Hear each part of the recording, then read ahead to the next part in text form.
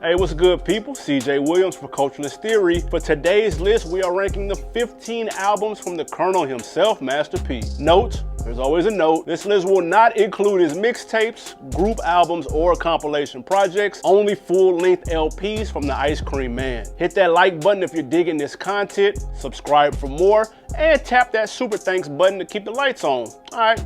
Let's get to the list. Number 15, Empire, From the Hood to Hollywood. Yes, another list where the latest album is also our least favorite. Dropping in 2015, P would end up releasing more music after this, but they're listed as mixtapes, so they don't count. They are likely better than this effort, as there isn't much to speak on positively. Well, we'll take that back. This project marked the first time P worked with fellow Louisiana legend Lil Wayne on All I Want. The record was okay as Wayne did his thing, but was it worth the 16-year wait? Not really. Number 14, Get Away Clean. While many of these lists do have the most recent project last, it's rare we have a debut album this low. No fault of P's, because this was an independent project, and like with most artists, when they start out, they haven't yet found their identity. You oftentimes hear artists mimic who they listen to and respect. On Jeezy's independent work, for example, he sounds a lot like Trick Daddy. And for P, he clearly was an NWA fan. On this album, he's doing his best Eazy-E impression, and of course, it doesn't work. Like Jeezy, thankfully, P would eventually find his own voice. It would just take a little time. Number 13, Game Face. At this point in the game, P had found his voice and then lost it all over again. Rebranding the Tank as the new No Limit, this was the project on his new partnership with Universal Records, and it all but put the final nail in the No Limit coffin. Even the most loyal soldiers couldn't help but shake their head as P rocked cow print leather chaps in the video of the lead single Ooh Wee. Then who could forget the knockoff Tina Marie featured in the other single Real Love?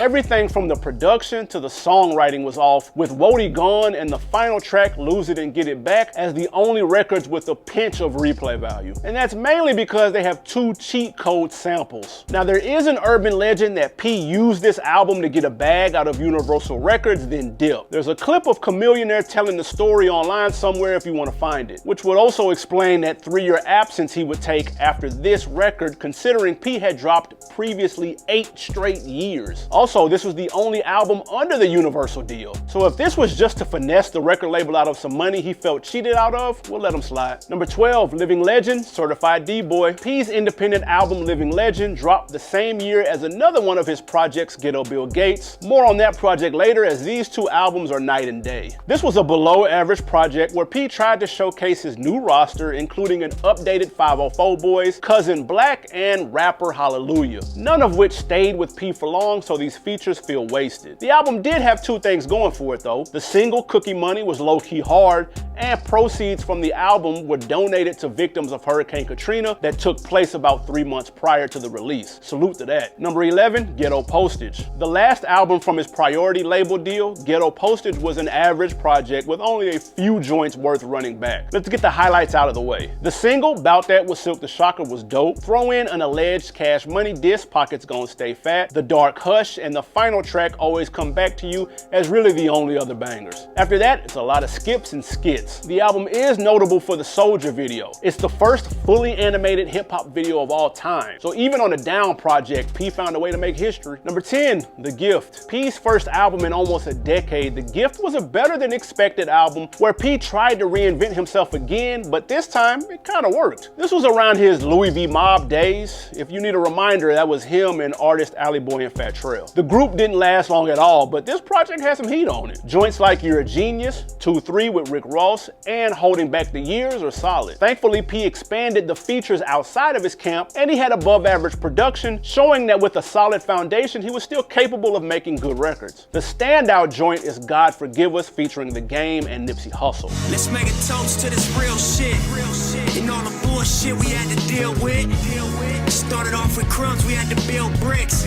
I pray 20 years later that I'm still rich. One of the last great songs from a P project in a long time. The track was a banger. Also, shout out to joint I Need an Armor Truck for having the best verse ever from Lil Romeo. He ripped that. Number 9, Mama's Bad Boy. A big step up from his debut. His second album, Mama's Bad Boy, found P discovering more of what his lane would be in the future, flipping soul samples into gangster rap records. Ooh Shit, I'm Going Big Time, and the title track, Mama's Mama's Bad Boy are solid records that use that tried and true formula successfully. P's more comfortable on this record, doing less imitating this time around. Bloody Murder and Psycho Rhymes were other standout joints. Again, it's not P at his most polished, but you can see the potential. Sophomore Jinx in reverse. Don't see that too often. Number 8, 99 Ways to Die. Knee deep in West Coast hip hop, P was steady gaining popularity, and with 99 Ways to Die, he dropped his first album to hit Billboard. Topping out at number 41 on Billboard's hip hop and R&B charts, 99 Ways isn't as sample heavy as his previous effort, but there's some solid early 90s gangster rap records on here. Joints like Rollin' Through My Hood, Dead President, and When They Gone were highlights. More gritty street tales from P. He was knocking on the door of blowing up, as his follow-up project would have what this didn't, which was a hit. More on that later.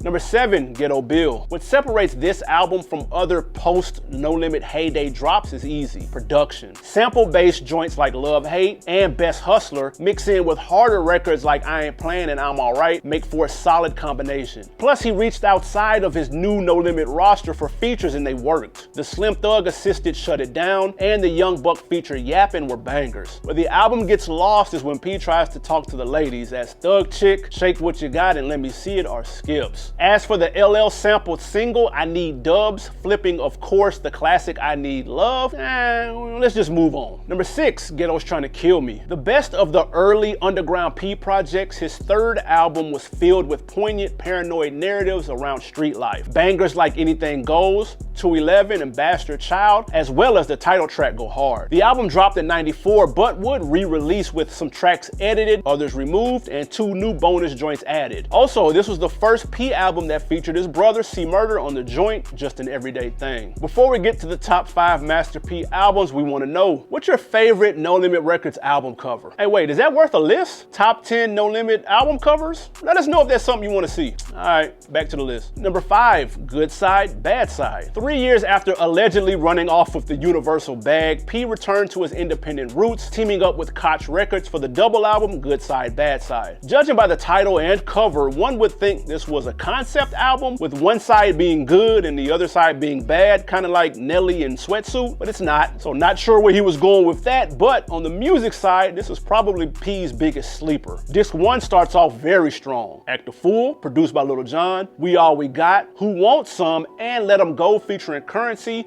were light years better than any record on his previous album Game Face. The heat didn't stop there, as Who Them Boys, also produced by Lil Jon, Why They Wanna Wish Death, and Anything Goes also slapped. Had Day One fans excited at the possibility P might be back. However, there was a disc 2, and like with most double albums, this would have fared much better as a single CD. There's a few joints though. Tell 'Em, Ride For You, and Represent were dope. The album would also do pretty well commercially, debuting at number 22 on Billboard. It would be his highest chart position since Only God Can Judge Me 5 years prior. Speaking of, number 4, Only God Can Judge Me. Announcing his retirement in 1998, P surprised the rap game by coming back and dropping an album in the fall of '99 with Only God Can Judge Me. The first P album since the departure of legendary producers Beats by the Pound. Thankfully, production held up in their absence. Joints like Stop Playing With Me, Ghetto Prayer, and Say Bruh were fire. P would step outside his camp for collaborations too, with joints featuring Jermaine Dupri and Nas. The latter being a banger that went harder than the collab they had with Jay-Z a few months prior on Silk's Made Man. The standout record would be Y'all Don't Want None featuring Mystical, in which P decided to shoot back at rivals Pastor Troy and maybe even Cash Money. Either way, the UNLV flip was tough, but unfortunately it would mark the last collab between Mystical on a P project. Same goes for soldiers like Mac,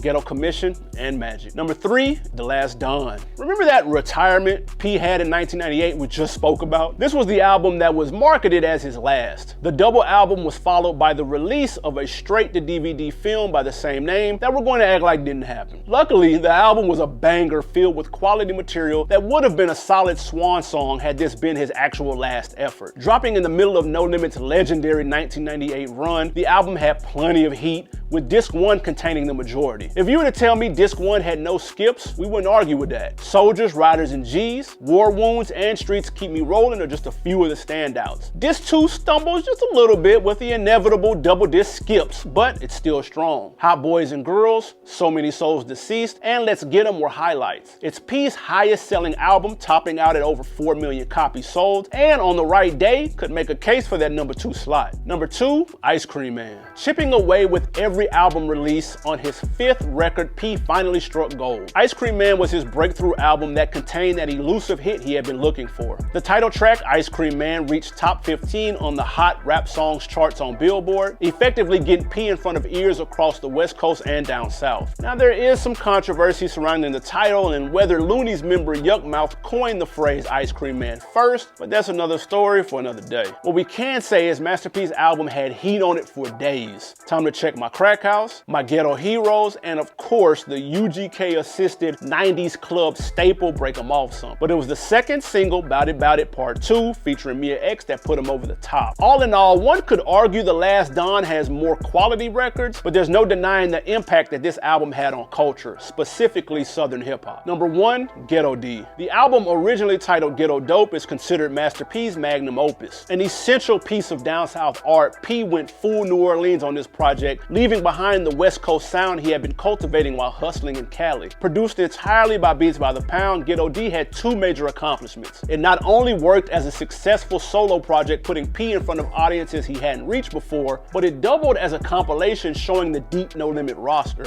Genius move by P, as the bangers aren't weighed down by his lyrical limitations. Instead, he's joined by Mystical, C Murder, and Mac, among others, collectively lifting the weight of the album together. There's only one solo song on the entire 19-track album. We all know the bangers, Let's Get 'Em, We Riders, and Bourbons and Lax, to name a few. Powered by the single Make 'Em Say the album actually kind of stumbled out of the gate when it was released. The album debuted at number 137 on Billboard due to it being pulled from shelves because of the imagery on the cover. The following week, it shot all the way up to number 1, moving 260,000 copies, eventually passing the 3 million records sold mark. Ghetto D would be an essential down south classic that would take P and No Limit Records global. That's it for our list. Let us know in the comments, did we get it right? If you're a fan of No Limit, we've also got rankings from 97, 98, and 99 albums worst to best. Check those out and subscribe so you don't miss a list. Again, I'm CJ Williams for Culturalist Theory. Till the next time, I'm out.